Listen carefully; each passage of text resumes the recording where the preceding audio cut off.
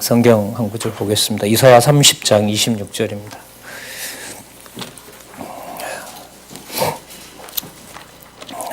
제가 읽겠습니다. 이사야 30장 26절입니다. 여호와께서 그 백성의 상처를 싸매시며 그들의 맞은 자리를 고치시는 날에는 달빛은 햇빛 같겠고 햇빛은 7배가 되어 7날의 빛과 같으리라. 여러분 잘 아시는 이사야 1장에서부터 66장까지의 요절로 소개하고 있는 여러분 성경신학 총서 그리고 전집의 주제입니다. 요절로 읽었습니다마는 여러분 이 내용이 1장에서부터 66장까지를 다 포함하고 있어야 된다는 거죠. 그래야 이게 이 구절이 이사야 전체에 뭐가 될 수 있습니까? 요절이 될 수 있습니다. 지난번에 그 이사야 66장까지를 하려고 했는데 그 서론이 또 생각이 나서 안 할 수가 없고 해서 앞부분에 역대기 열왕기 이후에 역대기 에스라 느헤미야 에스더와 그 다음에 욥시편 잠언전도 아가서의 모형과 실체 언약까지 말씀을 드렸습니다. 그 내용이 오늘 이사야 읽었던 요절 30장 26절에도 그대로 반영이 되고 있습니다. 지난 시간까지 했던 1장에서부터 39장까지 이 내용은 그 백성의 상처에 비유한다면요.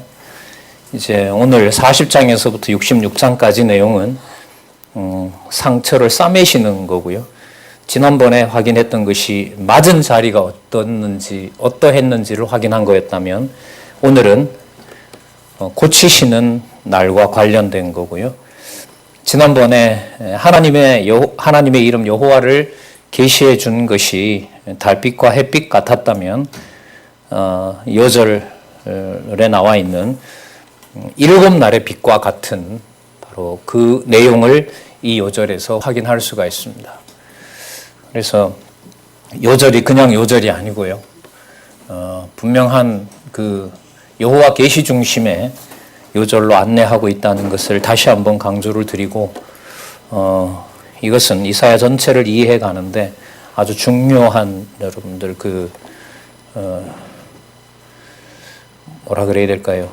진짜 키 센텐스라고 할 수가 있겠죠. 여기 잘 나타나 있습니다. 이 30장에 이미 나타나 있었고요. 오늘 우리 40장에서부터 66장까지 이 싸매심에 대한 예언을 한번 살펴보도록 하겠습니다. 1장 1절에서부터 4명의 왕에 걸쳐서 분명히 얘기를 해주고 계셨죠. 4명 왕은 사실 통치 기한으로 보면 100년이 넘어요. 그러나 이제 계시 기간으로 보면 한 60년. 분명한 사실은 북쪽 이스라엘이 망하기 전에 남쪽 유다가 멸망당할 것이고 남쪽 유다가 회복될 것을 얘기를 해주면서 거기서 끝나는 것이 아니라 7장에서부터 9장 그리고 9장에서부터 11장으로 넘어가면서 하나님께서 그 아담과 맺었던 3대 언약을 어떻게 모형이 아닌 실체로 이루실 것인가에 대한 아주 중요한 부분을 우리가 1장에서부터 39장까지 내용에서 살펴봤습니다. 그래서 간단하게 정리하면 유다를 하나님께서 진노하신다는 거였고요. 그 다음에 유다를 때린 열방도 진노한다는 거였습니다. 그러니까 이게 뭐냐면 이스라엘 백성들로 자손 땅 통치 언약을 이루실 때 자손 언약은 여러분 애굽에서 이루었고요. 그 땅 언약은 광야 40년과 함께 원주민들을 도저히 치고 들어갈 수 없는 원주민들, 그 가나안 땅 원주민들을 하나님께서 정복하게 해주셨고요. 그리고 도저히 왕으로 다윗이 설 수 없는데 여호와 하나님께서 왕을 세워주신 것을 우리는 이미 알고 있습니다. 그럼 그럴 때 이미 하나님께서는 이방의 대적들에게 이게 시야를 좀 열어 놔야 되는데요. 남쪽 유다를 치는 제국이었지만 이방이지만 결국은 그들에게 다윗과 솔로몬을 통해서 이미 여호와의 이름이 알려진 적이 있습니다. 그러니까 그걸 어디에서부터 이제 조명을 하냐면요. 역대기를 지나면서 여러분 선지서에 오면 그 사건이 일반적으로 대적이 아니라요. 그 대적들에게도 여호와의 이름을 알리는 일이라는 놀라운 사실을 넓은 시야를 이사야서에서 보여줍니다. 그게 여러분들 앞부분에 나타났던 1장에서부터 39장까지 중에 열방에 대한 진노 속에 보면 그 내용들이 나타나 있습니다. 그러니까 모든 열방들이 다 등장해요.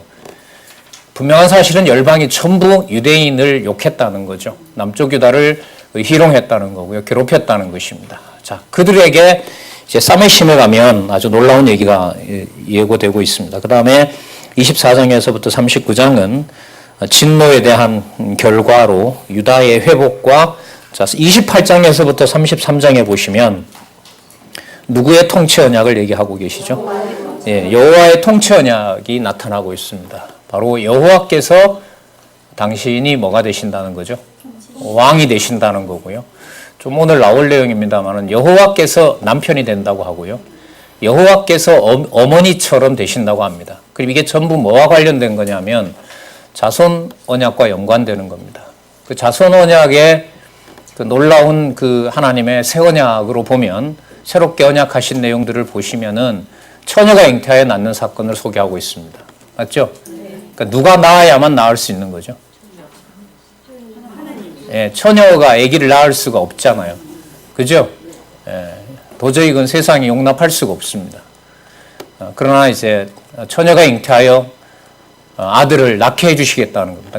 자손 언약의 방식이 완전히 달라진다는 내용이 여러분들 그 7장에 나타난 내용이었고, 거기에 태어나는 자녀가 혈통으로는 아브라함과 다윗의 자손으로 오지만은 절대로 그들과 비교되지 않는, 다윗과 솔로몬과 비교될 수 없는 왕이라는 사실을 9장에 가면 나타나 있었죠. 맞습니까? 예. 어떤 내용들이 나타나죠? 뭐 몰라도 상관없는 내용들이죠. 예. 예. 예. 이 시대가 다 가기 전에 다 확인해 주시기 바랍니다. 자, 그 다음에 그 24장에서부터 39장까지 유다에 대한 회복 언약을 하시는 내용에 보면 심판과 위로를 얘기합니다. 심판이라는 말은 여러분 이게 위로가 심판의 맥락 속에 있다는 겁니다. 아셨습니까? 그 다음에 여호와의 통치 언약도 마찬가지입니다. 이 통치 언약도 여호와께서 통치할 거기 때문에 지금 있는 나라는 어떻게 된다? 망한다는 내용이에요. 그래서 이게 때리심에 들어간다는 사실을 꼭 염두에 두시고요. 34장에서부터 39장까지 보면 대적을 보수하시겠다는 약속이 나오는데 그 증거가 바로 뭐냐면 아수르가 침략하러 왔다가 어떻게 됩니까? 망하게 되는 일이 히스기야 당시에 일어나게 되고요. 그리고 히스기야에게 하나님께서는 한 징표를 보여주죠. 처녀가 잉태하여 아들을 낳는 사건이 사실 하나님께서 날도 뒤로 물리고 15년 병도 낫게 해서 연수를 늘려주잖아요. 그러면서 므낫세를 줍니다. 그죠? 그러니까 므낫세가 도저히 태어날 수 없는 상황. 그러니까 히스기야를 통해서 왕이 태어날 수가 없는 건데, 자손이 이어질 수가 없는 것인데 누가 그렇게 해주신 거죠? 여호와께서 그렇게 하신 거예요. 그래서 히스기야의 병이 낫는 사건과 그 다음에 그 표적처럼 뒤로 물러가는 해가 돌아가는 사건이라든지 그 사건은 앞부분에 얘기했던 하나님 기준의 통치자와 하나님 기준의 그 방식의 자손이 태어날 것에 대한 확증을 누구에게요? 히스기야에게 해주고 있는 거예요.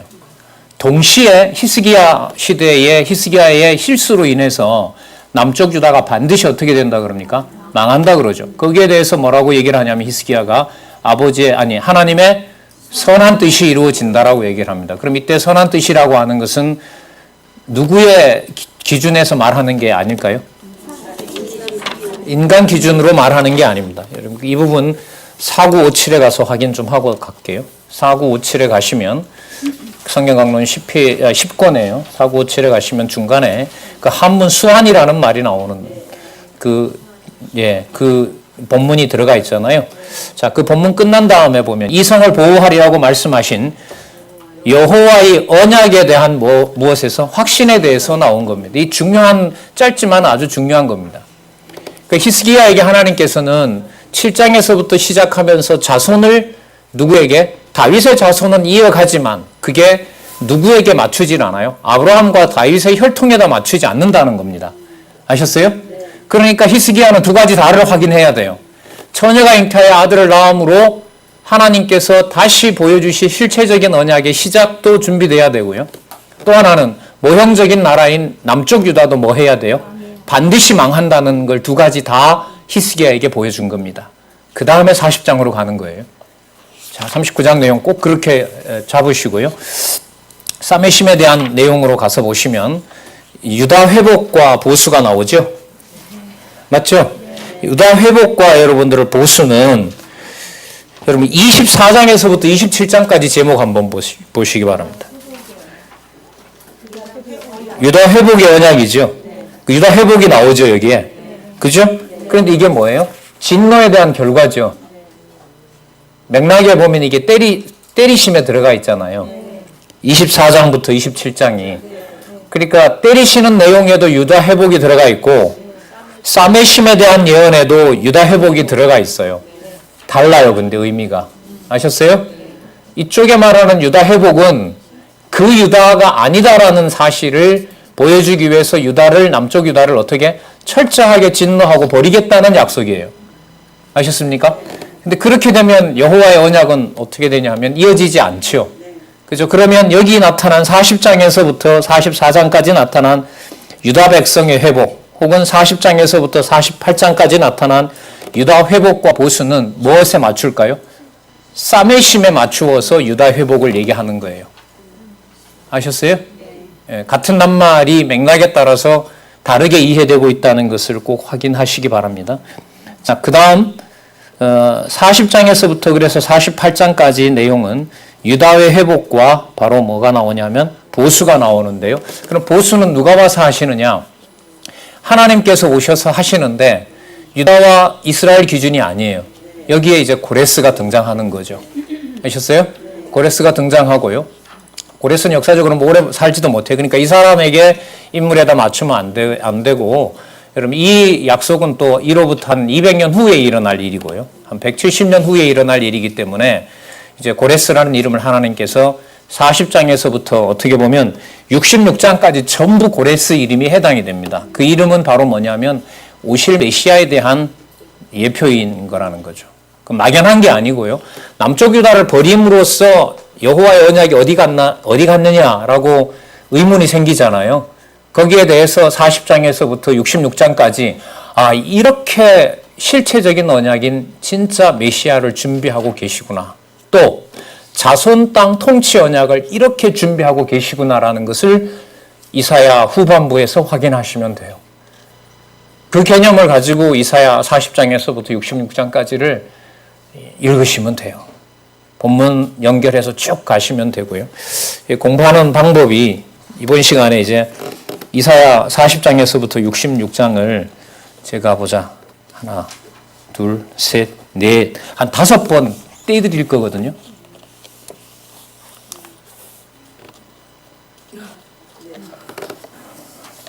말을 잘못한 거예요. 자, 뗀다는 말이 좀 그렇나요? 정리하도록 할게요. 자, 사메심에 대한 예언. 자, 양쪽 가로가 한쪽 가로가 3개 있죠. 맞죠? 자, 사메심에 대한 예언이 어떻게 나타나 있냐면요. 유다를 회복하시는데 여러분 이럴 때 39장이 들어와야 돼요. 뭐 하기도 하고 뭐 하기도 해요? 남쪽 유다가 망하지만은 누구는 이어져요? 다윗왕가는 이어지죠. 맞죠? 그러면 여기서 말하는 유다 회복 속에는 때리는 내용과 회복이 같이 들어가야 된다는 거예요. 아셨어요? 이게 본문을 연결시켜 나가는 겁니다.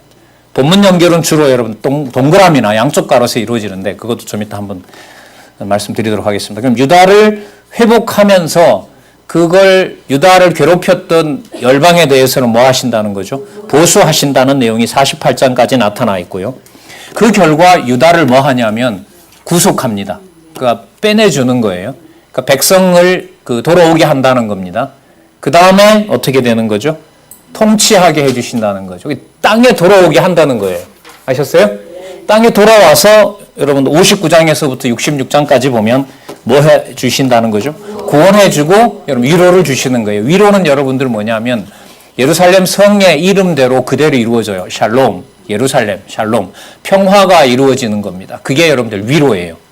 아셨어요? 그렇다면 이렇게 정리하셔도 돼요. 유다의 구속과 통치는 밑에 내려가 보면 아는데 굳이 분류를 한다면 자손과 땅 언약이에요. 유다의 구속과 통치에서는 그 밑에 내려오면 보여요. 그 다음에 구원과 위로는 뭐와 관련되냐면 국가와 관련이 돼요. 통치 언약과 연관이 돼요. 완전히 맞는 것도 하지만 정 틀린 것도 아니에요. 요 내용들이 여러분들 그 본문에 보면 나옵니다. 왜냐하면 유다의 구속과 통치에 보면 첫 번째 누구의 구속에 대한 얘기가 나오죠? 백성이죠. 자손 언약이잖아요. 맞죠? 자손 언약이고요. 오른쪽에 53장에 보시면 제목이 뭐라고 나와 있냐면 속죄할 메시아를 얘기하죠. 이 메시아가 그런데 백성들을 보증을 어떻게 해주시냐면 당신이 군림하는 왕이 아니라 당신이 뭐가 돼요? 엄청난 질고를 당하는 속죄주 어린 양과 같은 모습으로 53장에 소개를 합니다. 그럼 어떻게 정리가 되죠? 백성을 누가 만들어낸다? 누가 만들어낸다?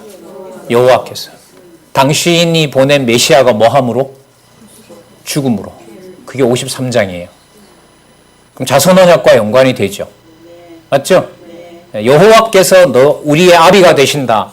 예수님께서 하늘에 계신 우리 아버지여라고 말씀하시잖아요. 그죠? 그 아버지에 대한 구체적인 이름들이 여러분 선지서에서부터 등장해요. 앞부분에는 그렇게 못 불러요. 근데 지금 이사야서에 오면 이 개념들이 다 나오는데, 그러니까 마태복음에서부터 요한계시록까지 전체에 대한 여러분 언약의 내용을 이사야서가 가지고 있어요. 그래서 여러분 전반부, 후반부, 사메심에 대한 내용은요, 일단 읽으시면 무게중심이 점점 뒤로 이루어지는 성취 내용으로 갑니다. 개념, 사건 이런 부분들이 전부 그렇게 넘어갑니다. 자, 그래서요, 유다를 회복하고 보수를 하시는데 자손 땅 통치 언약을 이루어 가시는데 첫 번째 백성을 뭐하고 구속하시고 뭐 하겠다는 거죠? 당신이 왕이 되셔서 뭐 해주신다? 통치하신다. 이때 통치는 53장에서 살펴본다면 당신이 뭐 해주냐면 확실한 은혜의 보증이 되어주신다는 겁니다. 그럼 자손 언약이 강화된 거죠.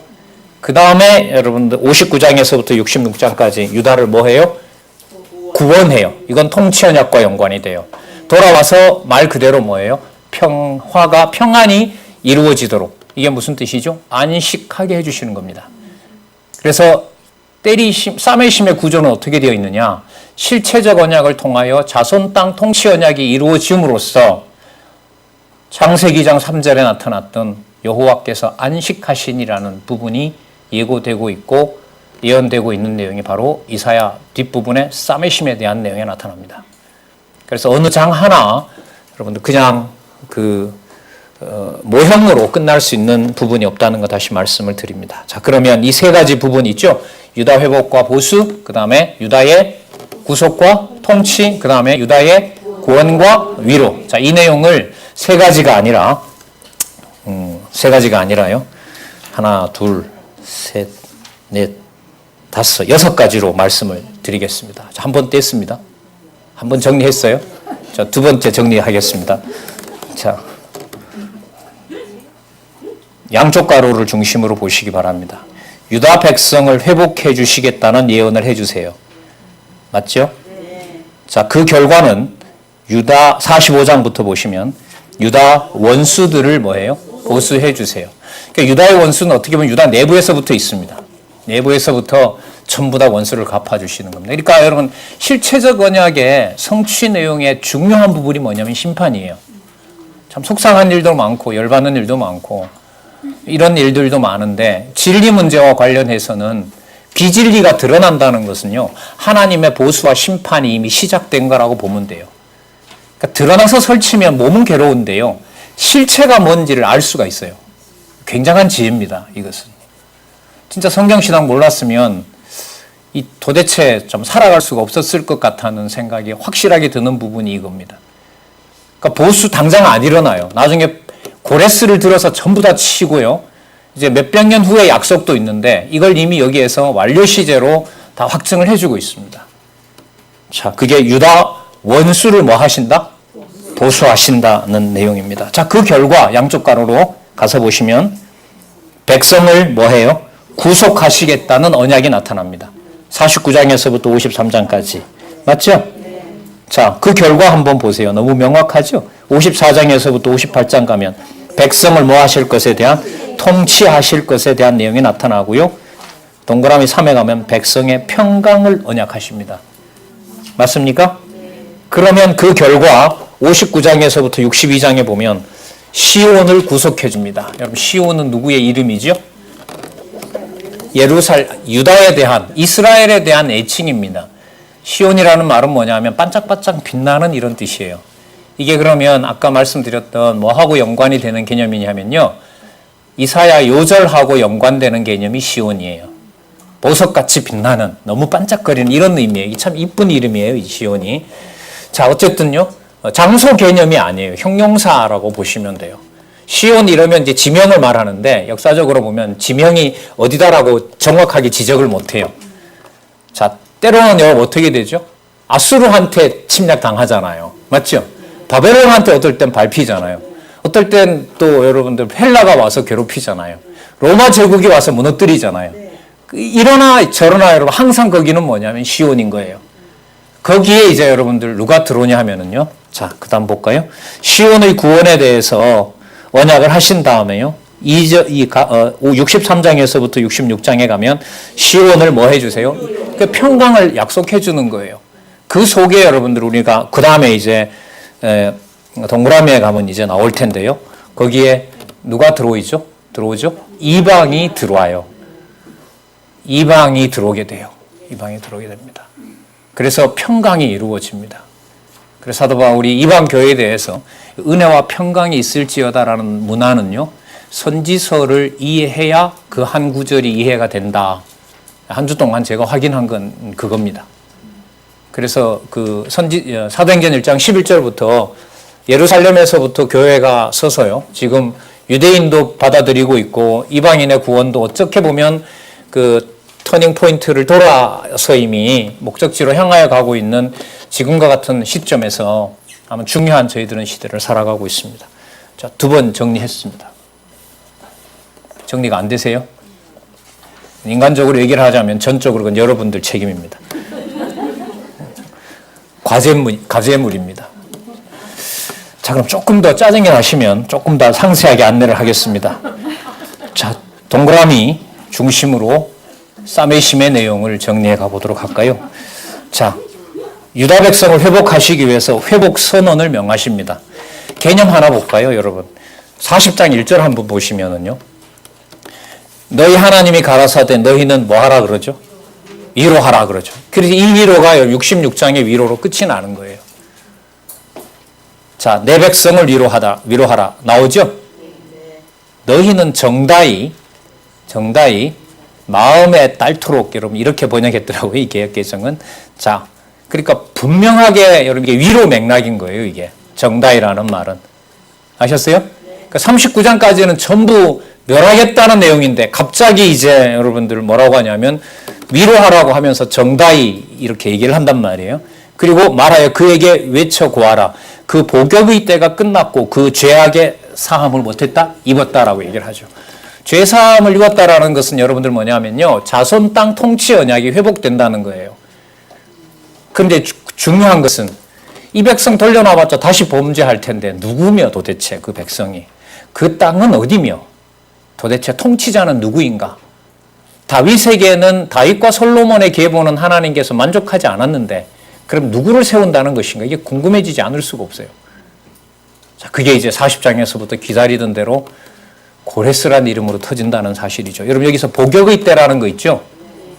복역의 때가요, 여러분들 그 예레미야 할 때 좀 에스겔 할 때 강조를 많이 들었는데 여호와의 이름을 선지서에서 어떻게 소개하냐면 만군의 여호와 이스라엘의 하나님 이렇게 소개하죠. 그죠? 그 만군이라는 말은 전쟁 개념이라 그랬죠. 군대들을 통솔하고 군대들이 어떤 기간을 지배하는 지배할 때의 그 능력을 뭐라 부르냐면 만군의 여호와라 불러요. 만군이라고 불러요. 근데 만군이라는 말이 여기 복역이라는 말하고 똑같아요, 단어가. 우리 번역에는 이런 게 살아나질 않아요. 그럼 복역의 때가 끝난다는 말은 뭐냐면요, 만군의 여호와께서 때리시는 때가 다 끝나서 다른 나라 군대들을 아까 다 친다고 했죠? 친다고 했어요, 안 했어요? 했죠?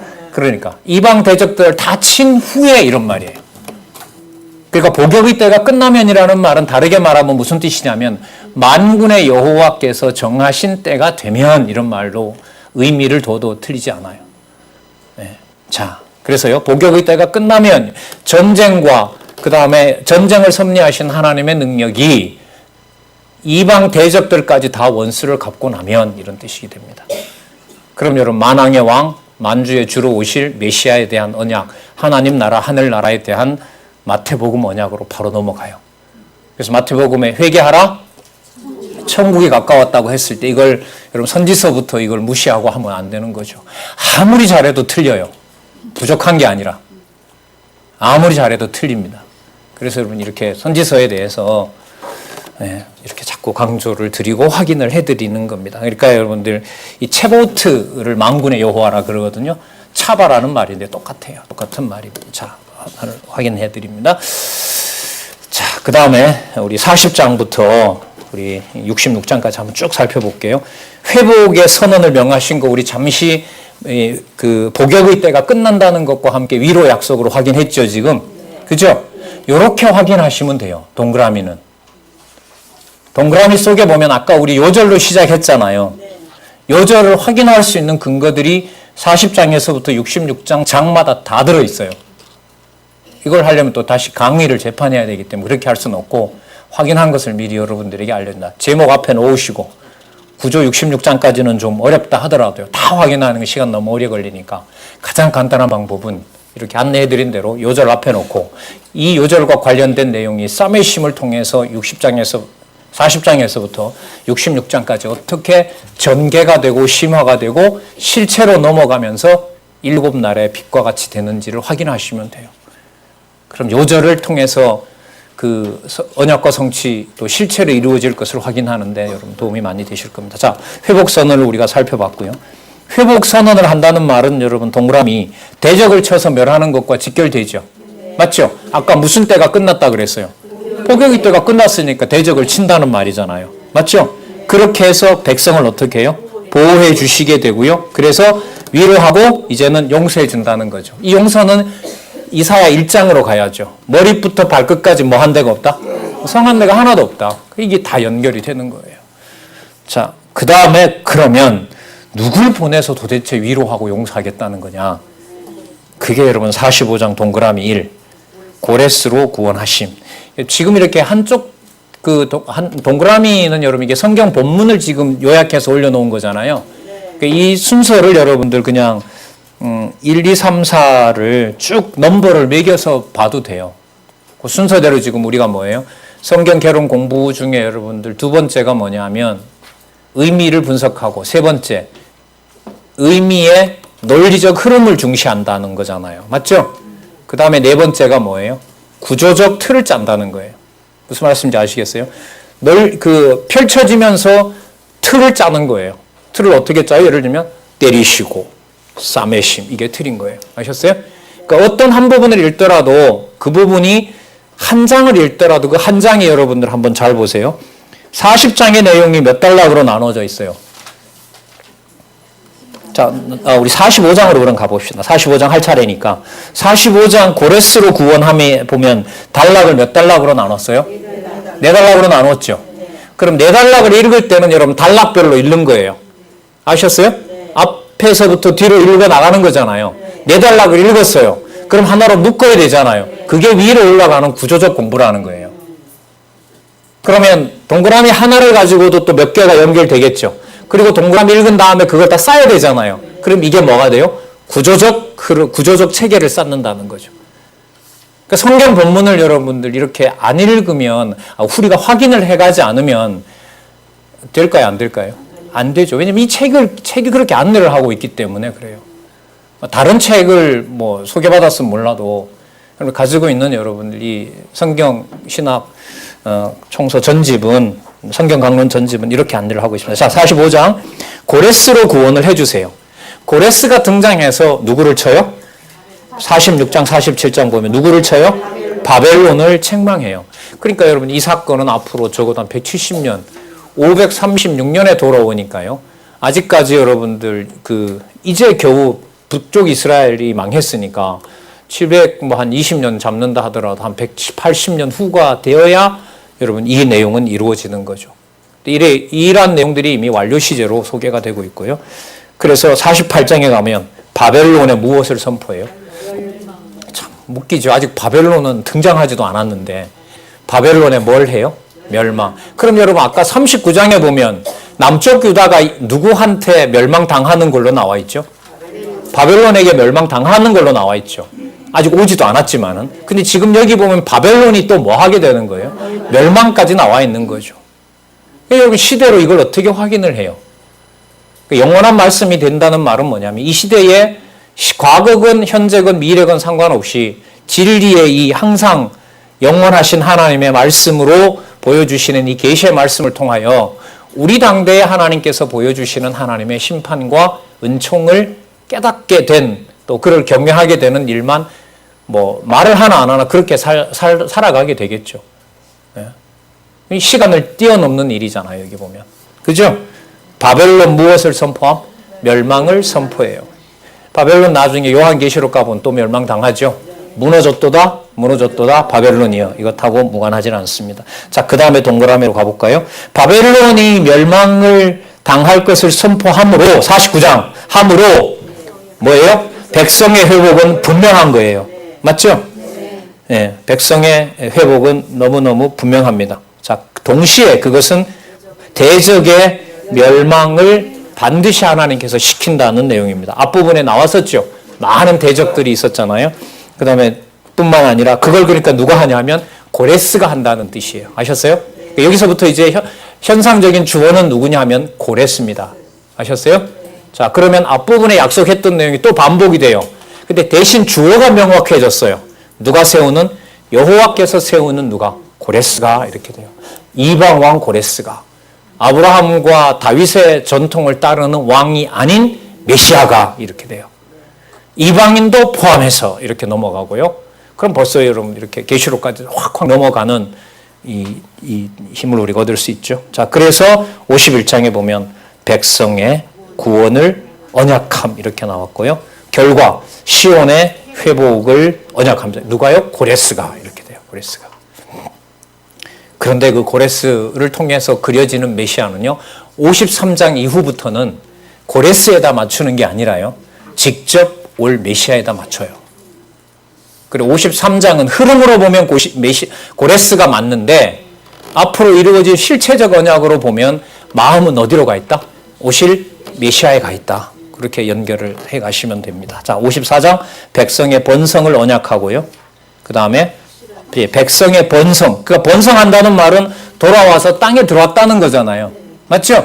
그럼 돌아와서 뭐 하게 돼요? 생육하고 번성하는 일이 일어난다는 거죠. 그래서 그 바벨론에서 돌아와서 여러분들 그 페르시아, 바벨론 70년 동안은 이제 바깥에 있었고요. 그 다음에 고레스 시대 때는 굉장히 편안하게 살죠. 남쪽 유다가. 그리고 여러분 잘 아시는 것처럼 에스더 시대의 사건도 페르시아 제국 때 일어난 거잖아요. 아주 편안하게 살아요. 그리고 헬라 제국 때도 안티오코스 에피파네스가 올 때까지 167년에 등장하니까요. 한번 줄 잡아서 한번 생각해 보세요. 536년에 돌아오거든요. 제가 한번 꼽아볼게요. 536년. 100년 후면 몇 년이죠? 436년이죠. 그 다음 336년이죠. 그 다음 226년이죠. 그 다음 126년이죠. 아까 170년이니까 50년 빼버리면 450년 동안 이스라엘 백성들은 큰 제국 밑에 있었지만 나름대로 성전 제사를 드리면서 편안하게 살았었어요. 안티오코스 에피파네스 올 때까지. 그게 뭐에 대한 표정이다? 그래서 유대인들은 거기서 아예 털을 잡고 거기서 그냥 다 살고 싶었어요. 근데 하나님께서 그때 안티오코스 에피파네스를 맡긴다는 내용이 에스겔서 다음에 우리가 다음에 배울 다니엘서입니다. 근데 그게 무슨 징조냐? 세상 나라를 강화시킨다는 것이 아니라 세상 나라를 멸하는 증거라는 거죠. 바벨론이 설칠 때 우리 눈으로 보면 그게 멸망하는 징조로 보일까요? 안 보일까요? 그러니까 악이 악으로 드러내서 여호와께서 살아계신 것을 증명하는 것이 여러분 성경신학의 목적입니다. 살아계신 거 확인해주면 뭐 다 된 거 아니겠습니까? 왈가왈부할 필요가 없는 거죠. 사실. 자, 그 확인이 안 되기 때문에 애달픈 거죠. 자, 55장에서부터 56장 8절에 보면 자, 백성의 본성을 언약하면서 또 뭐라 그럽니까? 확실한 은혜인데요. 확실한 은혜는 뭐냐면 이런 경우든 저런 경우든 상황에 상관없이 뭐 되는 지켜지는 은혜입니다. 그래서 본문에 들어가면 이사야 후반부에서부터 보면 영원한 혹은 영영한이라는 수식어가 이제부터 따라옵니다. 그리고 기원을 유의하시기 바랍니다. 이것도 확인해 보시고요. 유의하실 내용이 뭐냐 하면 이사야 첫 번부터 소개하는 언약의 기원을 태초로 많이 돌아갑니다. 그래서 태초에 대한 언약이 가장 많이 나오는 부분이 여러분 이사야입니다. 그 말은 무슨 뜻이냐 하면 아브라함으로도 돌아가는 게 아닙니다. 아담으로도 돌아가는 게 아니고요. 고레스를 얘기하면서 고레스를 아담 때부터 세워놨다고 말하는 게 아니라 언제? 태초에 만대를 명했다라고 이미 태초로 돌아갑니다. 그 이사야서의 아주 중요한 특징입니다. 그럼 이것은 성경 강론 전집에서 뭘 말하냐면 두 번째 단락에 나타난 어디 근거? 두 번째 단락에서 말하는 무슨 근거? 창세전 근거예요. 그래서 이사야서를 순서대로 본문 따라 공부해 가는 것은 성경 강론 전집의 지필 구조와 전략 속에 여러분들이 들어가는 겁니다. 본문에 대한 확인 없이는 불가능합니다. 왜 태초로 들어갈까? 저는 이게 지난번 이사야 할 때부터 좀 고민이라기보다 좀 관심이 있었어요. 끝까지 가면서 여러분들 지금 읽었던 대로 거기 여러분 56장 1절에서부터 5절에 나와요, 사실. 요약이 어떻게 돼 있어요? 55장 1절에서부터 5절. 55장 1절에서부터 5절. 영원한 언약을 세워 영화롭게 하신다고 하잖아요. 지금 여기서는 현상적인 주어가 누구라 그랬죠? 고레스라 그랬죠. 그런데 기원을 어디로 잡아요? 태초로 잡아요. 그럼 여러분들 누구를 의식하고 있는 걸까요? 그렇죠. 우리 지난번에 소개했던 잠언 8장 22절에 나타난 창조주인 지혜인 바로 로고스, 영원하신 말씀, 바로 연결이 돼요. 이 소개를 이제까지는 못했어요. 우리들이 또 많이 공부를 못했고, 그래서 이사야서부터 해서 이렇게 다시 여러분들 확인하는 것이 참 감사하다는 생각을 또 한번 하게 됩니다. 자, 56장 9절에서부터 57장. 자, 이 언약에 근거한다면 백성의 평강은 무슨 평강이 아니에요? 세상에 속한 평강이 아니라 영원한 언약에 속한 평강입니다. 그래서 58장에 가면 확실하게 회복을 시키는데 맥락에 따르면 이 회복은 어디에 속한 회복이 아닐까요? 그리고 어디에 얽매이는 게 아닐까요? 유대 땅에 얽매이는 게 아니고요. 세계 전체에, 자, 여기서 한 개념이 소개가 됩니다. 남아있는 백성들. 그래서 남은 자가 여기 나타나요. 그러니까 이방이라고 다 구원해 주는 것도 아니고 다 버리는 것도 아니고요. 유다도 다 버리는 것도 아니고 다 구원하는 것도 아니고 혈통으로 따라되는 게 아닌 거예요. 그 말은 뭐냐면, 좀 비유를 들자면 가인과 아벨을 낳아놨는데 여러분 어떤 의미가 그래? 하나들이 하나들을 돌로 쳐 죽이라고 낳아놓을 수가 있나요? 그건 부모가 원하는 바가 아니에요. 맞죠? 그거는 생육 본성만 안 맞아요. 그런데 지금 이사야서에 보면 여호와 하나님께서 이 땅에 태어나게 할 백성을 이방인을 끌어들이는 방법이, 이방인을 선택해 나가는 방법이 우리의 상상을 뛰어넘어요. 그래서 여러분들 이게 말씀을 들으러 오는 사람들, 복음을 전해줘야 될 사람들에게 꼼수를 부릴 수 없는 이유가 바로 여기 있어요. 예수님 모시기 700여 년 전에 이사야를 통해서 이 방대한 시편 빼놓고는 가장 긴 이사야를 통해서 실체적인 백성을 아브라함과 다윗의 혈통을 버리면서 실체적인 언약을 아담에게 했던 것을 이루시는 하나님의 모든 속내를 창세전에 거슬러 올라가서 밝혀주는 내용이 이사야 후반부예요. 그래서 복음을 못 듣게 하거나 방해하거나 이걸 왜곡하거나 하면 저는 진짜 그런 생각이 들어요. 이번에 확인 또 하면서 내가 염려할 일이 아니구나. 주신 거 성실하게 안내를 해드리는 걸로 다행스럽게 생각하고 거기에 시간을 써야 되겠구나 이런 생각이 많이 들었어요. 고레스도 썼다가 버립니다. 제 생각에는 고레스 같은 나라를 세워서 유대인을 대체하면 좋지만 물론 말도 안 되죠. 거기는 아브라함과 다윗의 자손이 아니기 때문에. 자, 그러면 59장까지 가면은요, 그 회복은 영원한 언약의 기초를 둔다는 거고요. 59장 무엇하여 구원해 주세요?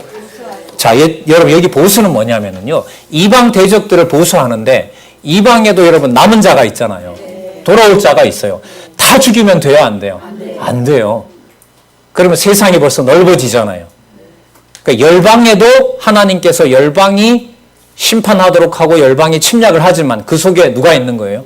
이방에 자기 백성이 있는 겁니다. 그래서 60장, 61장에 가면 회복해서 이방을 포함해서 회복해서 뭐 하게 해요? 풍성하게 할 거고요. 그 증거가 뭐냐 하면 반드시 예루살렘으로 돌려보낸다는 것이 증거입니다. 그러면 우리가 역대기 에스라 느헤미야에서는 다 드러나지 않았지만 지금 여기를 보면 남쪽 유다가 나중에 돌아와서 516년에 성전 토대를 놓고 444년에 성전 제사를 마무리할 때 거기에서 성전 제사를 드릴 때 그것은 무슨 징표냐 하면 그림자 유다가 돌아왔다가 아니에요. 이사야서는. 아셨어요? 그렇다고 그 사건을 무시하는 거 아니에요. 지금 여기서 분명히 명시를 하고 있어요. 돌아오는데 돌아올 때 잘 봐라. 누가 들어오고? 이방인이 돌아온다. 자, 그런데 여기서는 다 안 밝혔지만 거기에 이방인 중에서도 제사장을 뽑아내겠다라는 약속을 66장에 해주고 있어요. 이게 에스라, 역대기 에스라, 느헤미야 에스라는 안 나와요. 이렇게 상세하게 안 나옵니다. 근데 지금 이 뒷부분에 오면 남쪽 유다가 돌아온 사건은 그럼 무엇의 시작일까요? 예루살렘과 온 유다와 사마리아와 땅끝까지 실체적 언약이 이루어질 것에 대한 약속이 66장입니다. 그래서 66장을 읽고 연결을 신약에 가서 굳이 찾자면 다른 부분도 다 연결이 되지만 사도행전 1장 12절부터 읽어도 감동이 적지 않으리라고 생각을 합니다. 그러면 여러분 사메심에 대한 모든 40장에서부터 66장까지를 가지고 사도행전 전체를 읽어도 이 내용이 뭐예요? 장차 누가 오셔서 성령께서 오셔서 무엇을 세우실? 실체적 교회, 신약 교회를 세우실 것에 대한 확증이 되는 거죠. 예. 자, 그러면 63장에서부터 64장 회복시켜 주시기를 뭐 합니까? 여러분 보세요. 기도를 이사야가 합니까? 기도하게 합니까? 뭐 하게 하고? 뭐 하게 하고? 언약을 분명하게 확인해 주고 깨닫게 하고 맞죠? 깨닫게 하고 깨닫게 되는 말을 뭐 하게? 기도하게, 소원하게 하시잖아요. 시편의 논리 맞아요, 아니에요? 맞죠? 뭐 하게 해주셔야 된다? 기도하게 해주셔야 된다. 그게 여러분들 끝부분에 기도로 나타나고요. 65장 당연히 응답하죠. 약속하신 건데. 맞죠? 뭐 다 정연한데 뭐하러 기도하냐고요? 그건 성경을 몰라서 그래요. 뭐 하게 해요? 기다리게 하고 기도하게 하고 바라는 거죠. 이게 내 기준이 안 맞으니까 내 스타일에 하나님이 안 맞으니까 뭐 성경 보면 자꾸 이렇게 남의 얘기 같고 뭐 이렇게 되는 거죠. 66장 볼까요? 뭘 통해서 위로한다고요?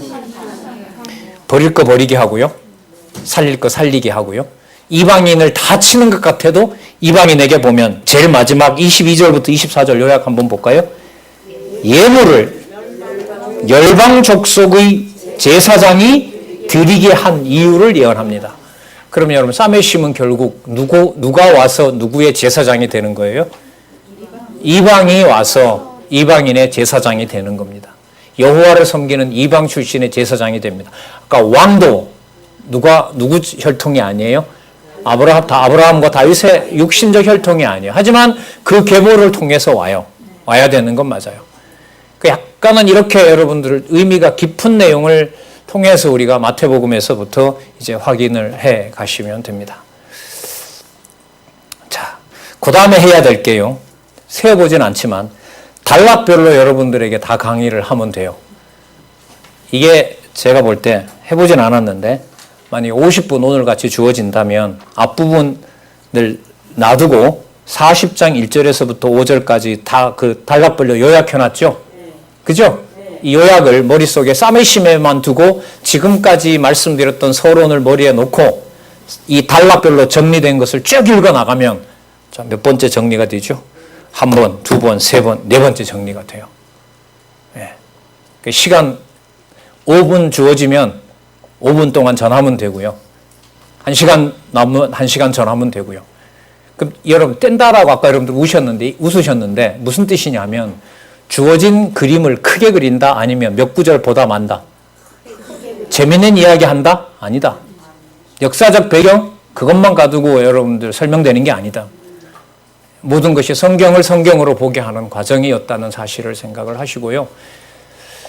글쎄요. 모든 언어, 하나님께서 왜 인류에게, 타락한 인류에게 또 범죄한 인류를 흩어버리고 각각의 나라들에게 언어를 줬다가 다시 한번 언어는 수천 가지 언어가 있지만은 알고 믿는 것을 하나로 된 이런 시대에 여러분들과 저를 살게 하셨는지 오늘 이사야서 40장에서부터 66장까지 싸매심에 대한 예언을 통해서 우리가 잠시 또 확인을 할 수가 있었습니다. 한 4, 5분 남았는데요. 아까 그 여러 구절을 소개할 수 있지만은 그 40장에 시작할 때 보면은 좀 있으면 이제 여러분들 고레스를 소개할 거잖아요. 맞죠? 고레스를 소개를 하는데 자, 이제 곧 소개를 해요. 여러분 40장 21절 한번 보세요. 40장 21절.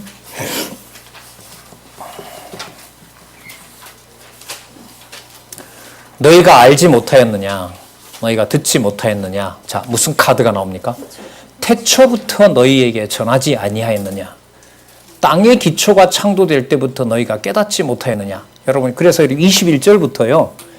26절까지는 창세기 1장, 2장 과정을 보면 돼요. 근데 이 내용을 지금 어디를 근거로 잡고 설명을 해요? 언제부터? 21절에 언제부터?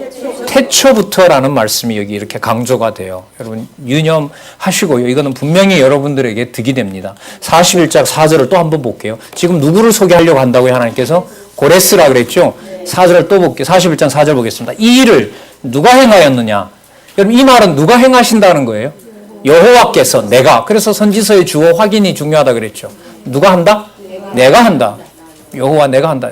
이사야서에도 분명히 나타납니다. 자, 41장 아까 몇 절이라 그랬었죠? 4절. 이 일을 누가 행하였느냐? 누가 이루었느냐? 누가? 또 보세요. 태초부터 만대를 명정하였느냐? 누구라 그래요? 나 여호와라. 태초에도 나요. 나중에 있을 자도 나다. 이렇게 얘기를 합니다. 여러분 41장 25절을 한번 또 볼까요? 이렇게 하나님께서 고레스 등장에 왜 이런 태초 카드를 계속 꺼내는지, 그럼 누구를 염두에 두는 걸까요, 이게? 메시아일 수밖에 없어요, 이게. 자, 41장 25절. 내가 한 사람을 일으켜, 고랬습니다. 북방에서 오게 하며 내 이름을 부르는 자를 해돋는 곳에서 오게 하였나니 그가 이르러 방백들이 회산물같이 점토같이 토기장이에 진흙 밟음같이 밟을 것이니. 자, 볼까요? 누가 처음부터 이 일을 우리에게 고하여 알리게 하겠느냐? 누가 했을까요? 누가 했었을까요? 여호와께서 하셨다는 사실을 이제 여기에서 알려줍니다. 자, 이방과 관련된 내용 잠시 이제 살펴보고요. 정리하도록 그렇게 할게요. 자,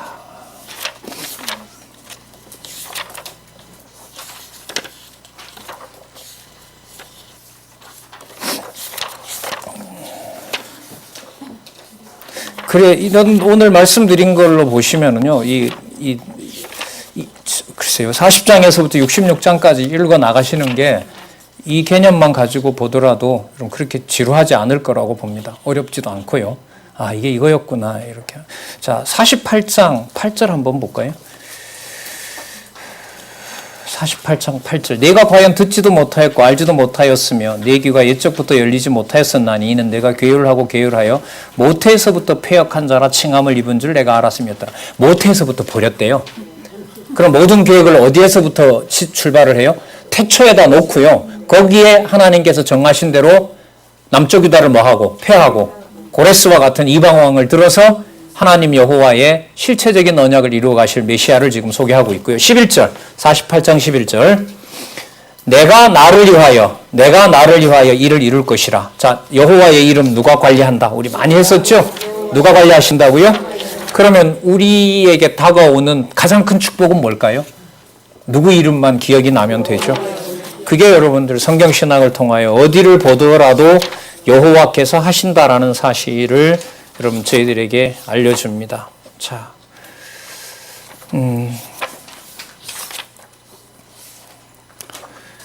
그래서 그 아버지가 여호와가 되신다라는 내용이 나오는데요. 그 부분 한번 보도록 할까요? 자, 54장 1절 한번 볼게요.